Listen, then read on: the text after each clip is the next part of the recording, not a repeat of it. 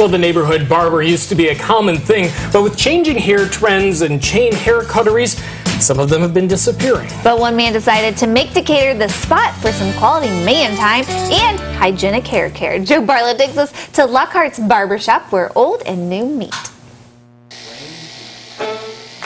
Yeah, I guess it was just a good idea. The idea was to assemble a barber brotherhood and provide good old-fashioned service. How's that? That's good. Okay.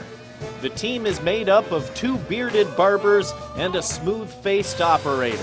You might not see it from here, but there's a mustache that's been attempted to grow since they have a beard, but there's only so much I can do about it. And he's got a heck of a mustache. I can't grow mine that thick. At least one of us is different.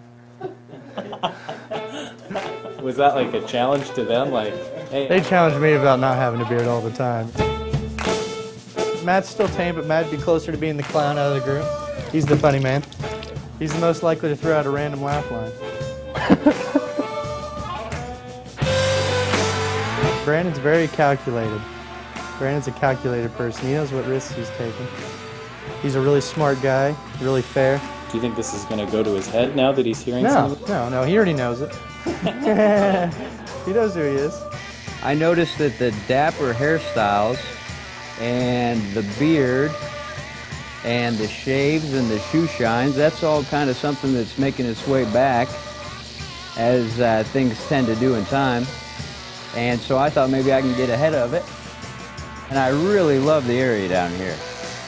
And over the last year or so, they've done a lot to improve the infrastructure and the roads, you know, so I thought maybe I'd give this area a shot. When Brandon thought about the idea for the shop, his approach was definitely a traditional style, something that you can't get many places. That guy can throw you a pitch really well. It's a 1950s style traditional barbershop, specializing in short men's haircuts, beards, hot towel shaves, and shoe shines. I've been trying to shoot off and on with, but ever since I was about 14 years old. Oh, it's nice. I like the place. Is it a hard job? No, that's easy. All you do is put fire on. You got a good brush on the shoes and clean them up in the brush and rag it off. The business model itself is good for a lot of reasons. One thing in particular I liked about the business model was the clientele that it's going to breed.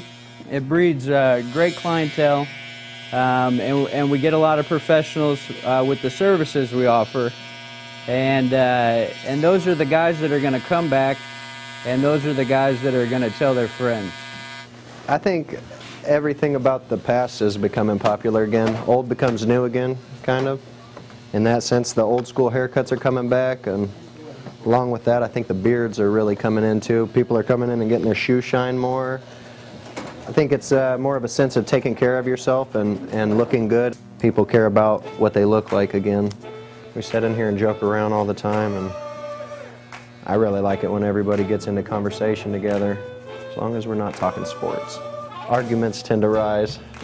Personal opinions become facts.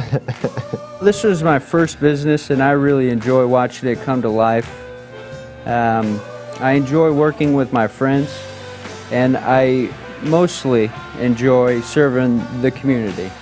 There's a lot of good folks out here, and they're the real people who have grown this business.